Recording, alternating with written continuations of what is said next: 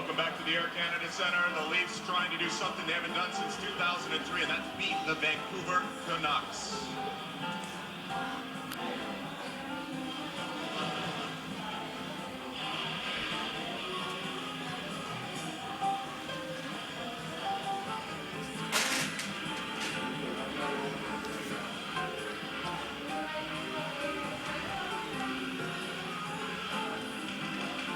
Maple Leafs and the Vancouver Canucks getting set to go.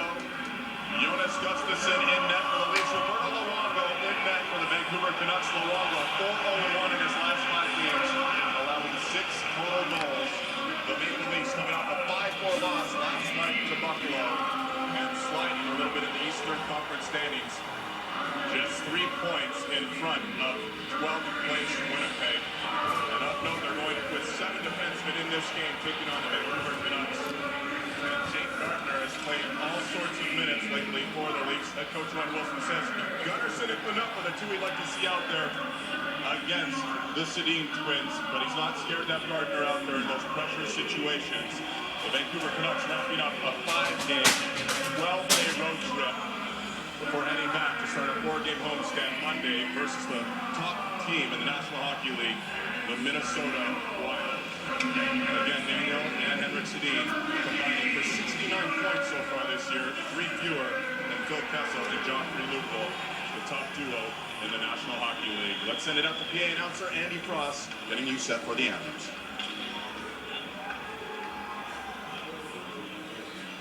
Ladies and gentlemen, please rise, remove your hats, and join Gord Clark in the singing of our national anthem. Oh, Canada, our home and native land, true patriot love, in all thy sons command, with glowing hearts we see thee rise, the truth more strong and free.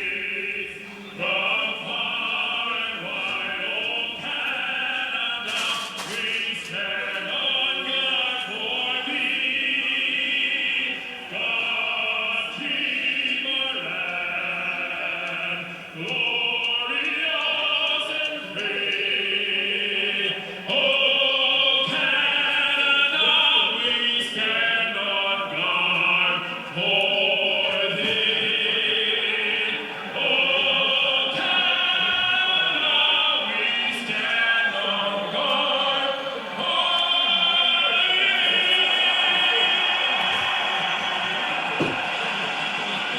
The Leafs and Canucks meet for the first time this year. Jim Houston, Craig Simpson, and of course Glenn Healy with your call. Guys? David, tonight we see the 2 Canadian teams that actually hold playoff spots in the National Hockey League right now, and 4 of the top 10 scorers in the National Hockey League, 2 from each team. The goaltending matchup, as you mentioned, Roberto Luongo is playing for Vancouver, and he's playing like the number 1 that he is. 6 goals against in his last 5 games and 11 career wins against the Toronto Maple Leafs. Jonas Gustafsson saved the Leafs while James Reimer was hurt. Now he's asked to bail them out as they could slide out of a playoff spot. They need to win tonight, and he's won 5 of his last 6 games. You see the officials that will handle this game.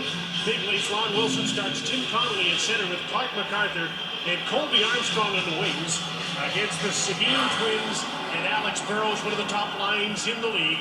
They've got Dan Hamhuis and Kevin Bieksa on defense, and the puck is into the Maple Leaf bench.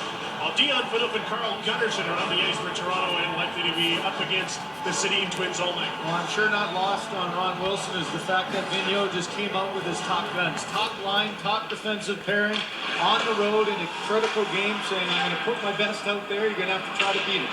Not a happy group from Vancouver after losing a game in a shootout in Columbus, losing outright to Carolina, 2 last-place teams, and they were all business today as they prepared for this one. Armstrong along the boards, battles with Bieksa. Clark MacArthur kicks the puck back. Carl Gunnarsson kept it in. Here's Armstrong in his 4th game back, doing what he does best, working along the boards. Dan Hamhuis trying to interrupt that. Kevin Bieksa took a bump, made a play, puck comes to center.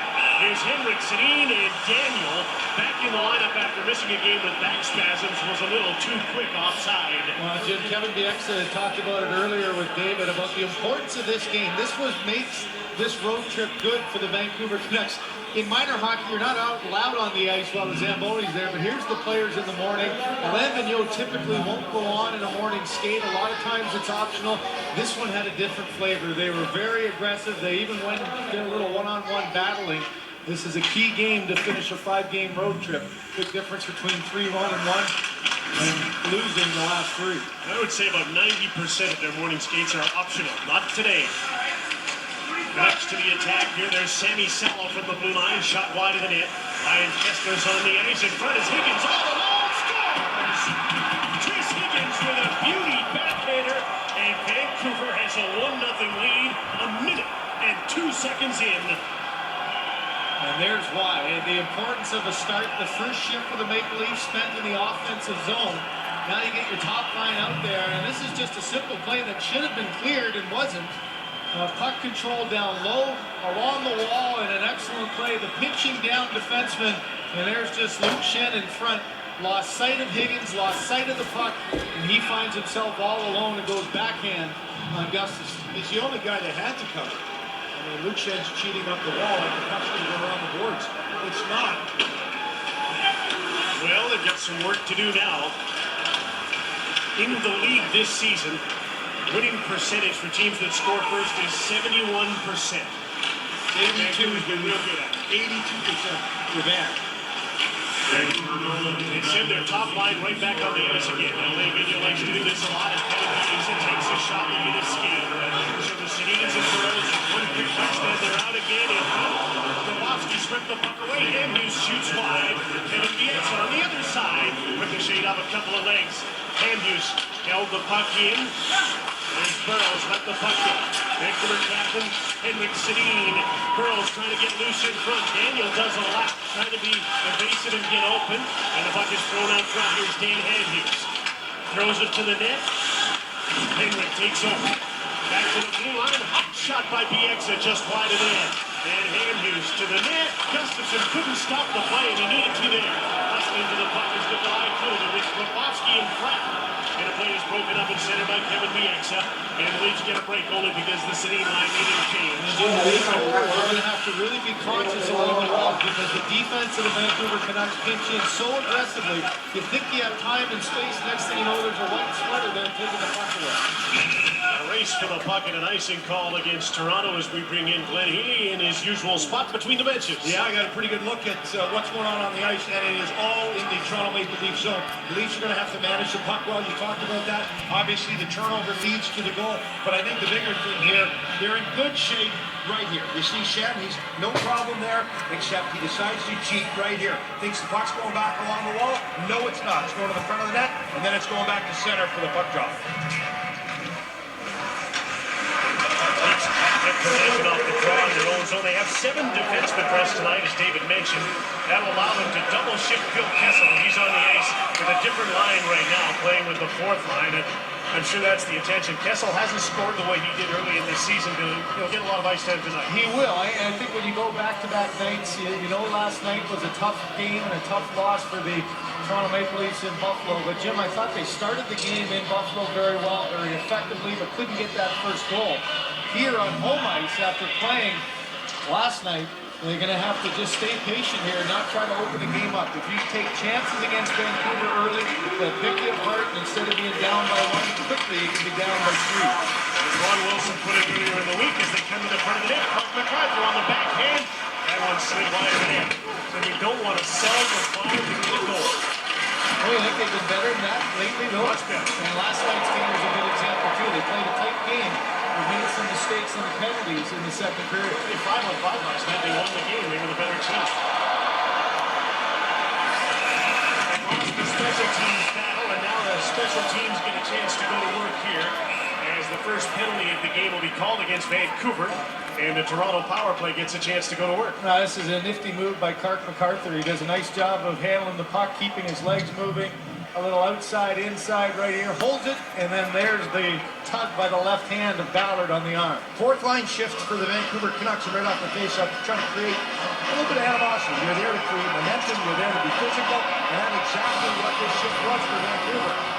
Both teams trying to get a little momentum going. So the power play that ranks in the top 3 in the league goes to Bill Kessel along the boards. Dion Phaneuf back to the blue line. Tyler Bozak in the middle. Here's John Michael Lyles with a shot off the right side. That was blocked by Alex Burrows. Kessel bounces the puck behind the net. Alex Edler is there, and he gets the puck out for this Vancouver penalty killing unit that ranks 7th in the league. Kessel back in. Sets up on his off wing. Big shooter at the point. Dion Phaneuf. Here's Kessel. He can shoot as well. Lyles is open, shoots along with the save. Rebound.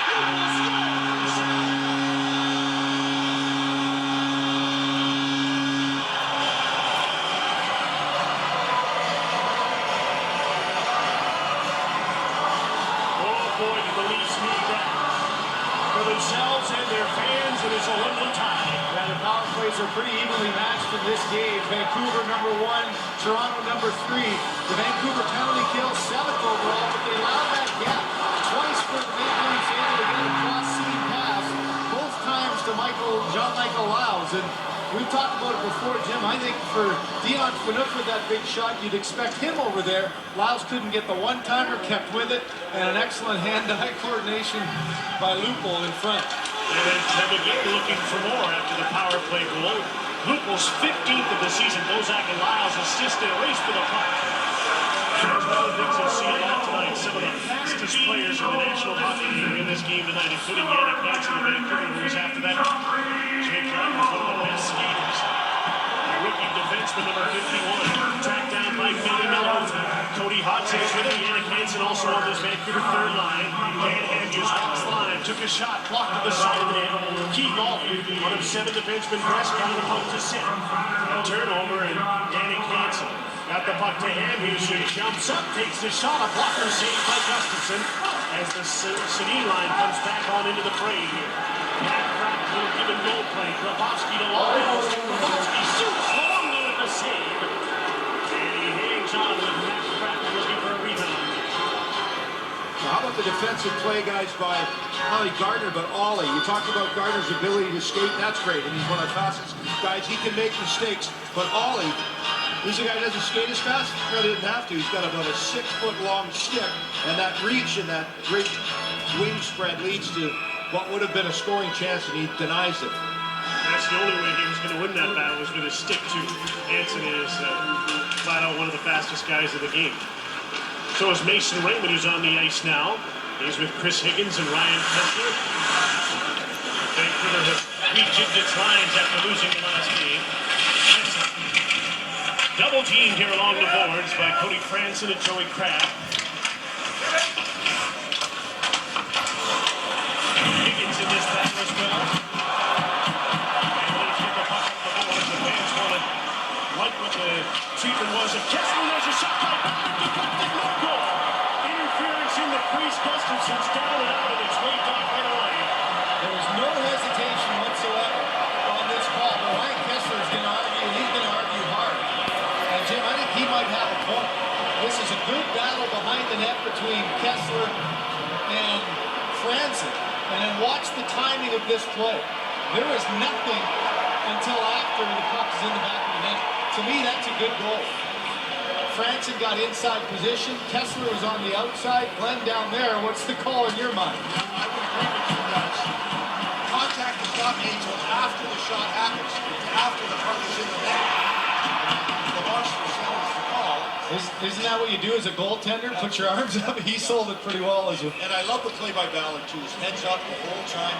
It's almost like he's looking and waiting, and as soon as he gets that opportunity with traffic in front, that's when he releases the shot. And guys, if you watch that overhead there, Jim, to me, Gustafson really tried to sell it. He actually engaged his foot positioning on Kessler there to try to get the call, and he got it. But it's no goal. It's still 1-1, and it's really game on. How about the treatment of Ryan Kessler by Cody Franson behind the net? That's the way you got to play him. And those are going to be the critical battles for the Toronto Maple Leafs against Vancouver. Can you handle behind the net?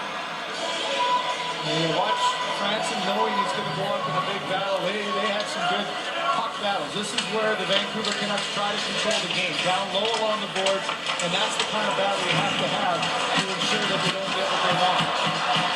Just will take a penalty doing it.